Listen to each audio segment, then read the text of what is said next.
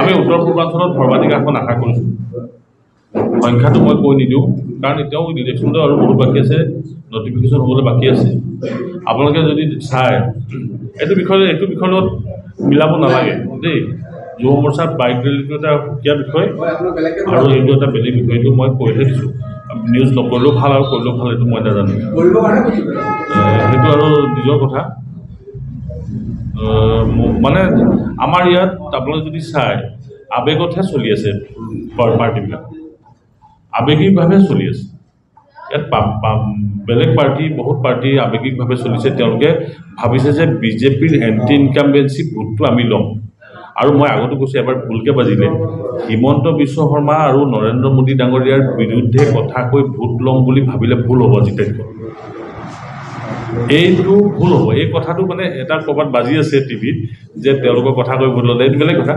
হিমন্ত বিশ্ব শৰ্মা আৰু নৰেন্দ্ৰ মোদী ডাঙৰীয়াৰ বিৰুদ্ধে গৈ যদি ভোট পাম বুলি কৈছে, ভুল হ'ব এইকাৰণেই যে আমি সমগ্ৰ উত্তৰ পূৰ্বাঞ্চলত, সমগ্ৰ ভাৰতবৰ্ষত আপোনালোকে কেতিয়াও আমি নিজেও আশা কৰা নাছিলোঁ যে ছত্তীশগড়ত আমি মানে চৰকাৰ কৰিম। ৰাজস্থানতো ইমান সংখ্যক হ'ব বুলি কোনো ভবা নাছিলে।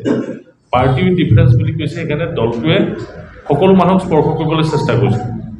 যদিও আমাৰ 10 বছৰ হ'ল, ইয়াৰ পূৰ্বৰ যিটো অভিজ্ঞতা কংগ্ৰেছৰ শাসনকালত আজিৰ তাৰিখতো যদি চায়, আমি ৰাস্তা বনাই হাইৰাণ হৈ গৈছোঁ।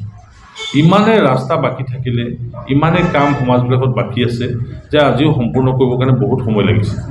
আৰু অনাগত সময়বিলাকত গতিকে কামবিলাক চলি আছে, মানুহে দেখিছে। কোনো দুৰ্নীতি নোহোৱাকৈ ডিবিটিত গুচি গৈছে। ছেল্ফ হেল্প গ্ৰুপৰ পৰা আৰম্ভ কৰি ডাঙৰ ডাঙৰ প্ৰজেক্টটো হৈছে। গতিকে নিশ্চিতভাৱে আমি ভাল ফলাফল আশা কৰোঁ। ৰাহুল গান্ধীৰ যাত্ৰাটো উত্তৰ পূৰ্বাঞ্চলত কিমান প্ৰভাৱ পেলাব পাৰিব? কাৰণ মণিপুৰৰ পৰা আৰম্ভ কৰি বিশেষকৈ এটা সময়ত উত্তৰ পূৰ্বাঞ্চলক খাই থৈ যোৱা এটা দলে আজি ন্যায় যদি বিচাৰি থাকে, তাক কি বুলি ক'ব? আজি অসমৰ উগ্ৰপন্থী সমস্যা কাৰ দিনত? মণিপুৰত উগ্ৰপন্থী সমস্যা কাৰ দিনত আছে?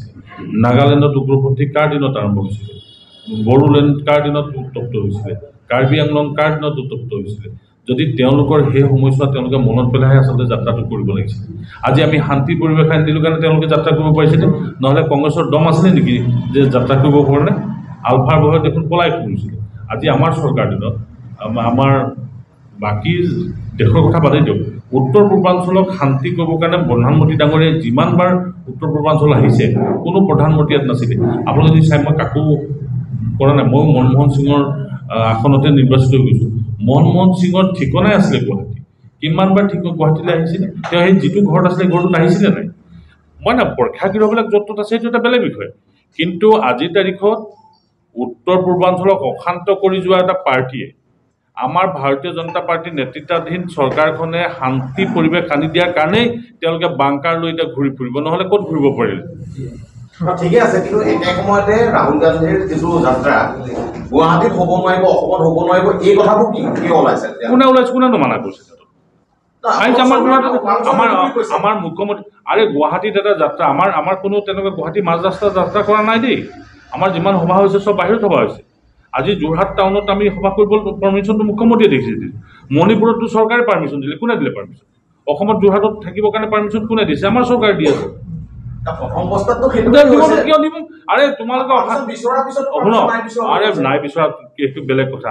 কিন্তু কংগ্ৰেছে বিচাৰিবলৈকে লাজ কৰিব লাগে।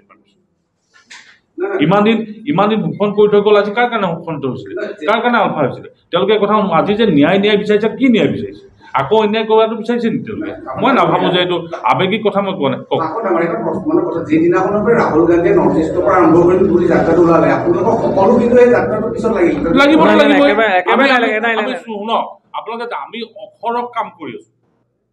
আমি তেওঁৰ পিছত ক'ত লাগিলো? আজি মণিপুৰৰ পাৰ্মিশ্যন পালে নে নাপালে? নাপালেতো। কণ্টিনিউ কাম কৰিছে দেই।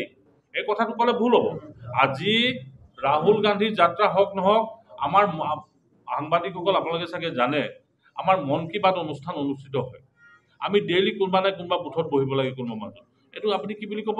লগাৰ ইয়াৰ আগতে যদি চাই, এই পৰিৱেশটো হোৱাৰ আগতে বিভিন্ন মন্ত্ৰীসকল বিভিন্ন ঠাইত ভ্ৰমণ কৰি আছে। এইটো কি ৰাহুল গান্ধী যাত্ৰাৰ লগত সম্পৰ্ক আছিল? ৰাহুল গান্ধী যাত্ৰাটো কালি পৰহি হৈছে। প্ৰধানমন্ত্ৰী যে ইমানবাৰ ভাৰত ভ্ৰমণ উত্তৰ পূৰ্বাঞ্চল ভ্ৰমণ কৰিলে, সেইটো কি ৰাহুল গান্ধী যাত্ৰাৰ লগত সম্পৰ্কিত আছিল নেকি? এইবিলাক কথা ক'লে ভুল হ'ব তেওঁলোকে এইটো ফ'কাছ দিবৰ কাৰণে চেষ্টা কৰিছে আমিতো নৰ্মেলি কাম কৰি আছোঁ শেহতীয়াকৈ আপোনালোকৰ বিজেপিৰ সূত্ৰত প্ৰকাশ পাইছে যে অসমৰ বৰ্তমানৰ ৰুলিং মানে বিৰোধীৰ সাংসদকো ল'ব বিজেপিয়ে বিৰোধী সাংসদকো ল'বলৈ কৈ আছে ক'ত অসমত আপোনালোকৰ সূত্ৰে প্ৰকাশ কৰিছে মানে মই বুজা নাই কংগ্ৰেছী বা বিৰোধী সাংসদক বিজেপিয়ে ল'ব বুলি কৈছে আহিলে ল'বলৈ আপত্তি কি আছে যদি ভাল মানুহ আমিতো আগমন কালি 23 তাৰিখৰ মিটিংখন যিখন 23 তাৰিখে মুখ্যমন্ত্ৰী ডাঙৰীয়া আহিব তাত আমাৰ যিটো কাৰ্ড বিতৰণ কৰিম তাত দেখোন বিৰোধী বিধায়ককো মাতিবলৈ কোৱা হৈছে ভাৰত বিকশিত যাত্ৰাত আমি বিৰোধী বিধায়ককো মাতিছোঁ নাহে কেলে কংগ্ৰেছৰ ইচ্ছাই নাই যাওক আপুনি তিতাবৰ বিধায়ক কোনোবাখনত আহিছে মইতো স্বাভাৱিক সেই কথাটো কোৱাৰ কাৰণে বৈদ্যুৎ বৰদলৈয়ে বিজেপিত জইন কৰিব নেকি এই কথাটো নাজানো তেওঁলোকৰ কথা তেওঁলোকে জইন কৰে নকৰে তেওঁলোকে নোহোৱাকৈ দেখোন আমি চাহখন আছোঁ বৰদলৈ অহা নহাৰ লগত আমাৰ কি মতলব আহিলে আহিব ৰাস্তা খোলা আছে ইয়াত আহি দুৰ্নীতি কৰিব নোৱাৰিব পইচা খাব নোৱাৰিব বেয়া কাম কৰিব নোৱাৰিব সেইটো যদি পণ লৈ আহে আৰু নীতি নিয়ম যদি মানি নাহে চবে আহিব পাৰিব কি আছে মই আৰু এটা কথা কৈ লওঁ দেই মোক কালি গুৱাহাটীতো 2-এজন সাংবাদিকে এটা প্ৰশ্ন কৰিছিলে যে আমাৰ যি আজি বাইক ৰেলী আয়োজন কৰিছোঁ সমগ্ৰ অসমৰ প্ৰত্যেকটো সমষ্টিত লগতে যি নৱভাৰতদাতা সন্মিলন যি নিউ ভোটাৰ সন্মিলন আমি আয়োজন কৰিছোঁ তাত কিন্তু এনেকুৱা নহয় যে বহুতে মোক 2জন সাংবাদিকেও প্ৰশ্ন কৰে যে ভাৰত যাত্ৰা যিহেতু ৰাহুল গান্ধী ইয়াত অসম ভ্ৰমণলৈ আহিব বা নৰ্থ ইষ্ট ভ্ৰমণলৈ আহিব সেই উদ্দেশ্যে যে আমি এই বাইক ৰেলী আয়োজন কৰিছোঁ বা নিউ ভোটাৰ সন্মিলন আয়োজন কৰিছোঁ সেইটো কথা নহয় একেবাৰে এইটো ভুল তথ্য যিহেতু চক কাৰণ আজিৰ দিনত যিটো ভাৰত জোড়ো যাত্ৰাটো মানুহে চাবলৈ যায় আজি ছত্তীশগড়তো চাবলৈ গৈছিলে মধ্যপ্ৰদেশতো চাব গৈছিলে ৰাজস্থানতো চাব গৈছিলে কিন্তু চাবলৈ কিয় যায় চাৰ্কাছ চোৱাৰ দৰে ভাৰত জোড়ো যাত্ৰা চাবলৈ যায় আৰু যি সময়ত প্ৰত্যেকজন ভাৰতীয়ৰ বা প্ৰত্যেকজন অসমীয়াৰ যি আস্থা আৰু বিশ্বাস আছে ৰাম মন্দিৰৰ ওপৰত আৰু ৰাম মন্দিৰৰ প্ৰাণ প্ৰতিষ্ঠাৰ মুহূৰ্তত তেওঁলোকে যে ভাৰত যাত্ৰা ইয়াত আয়োজন কৰি নৰ্থ ইষ্টত তেওঁ সমগ্ৰ ভাৰতীয় সনাতনী হিন্দু সংস্কৃতিক অপমান কৰিছে গতিকে এই ভাৰত জোড়ো যাত্ৰাই কেতিয়াও আগন্তুক লোকসভা নিৰ্বাচনত ফলাফলৰ কেতিয়াও সিদ্ধান্ত নলয় এইটো এই যাত্ৰাটো হৈছে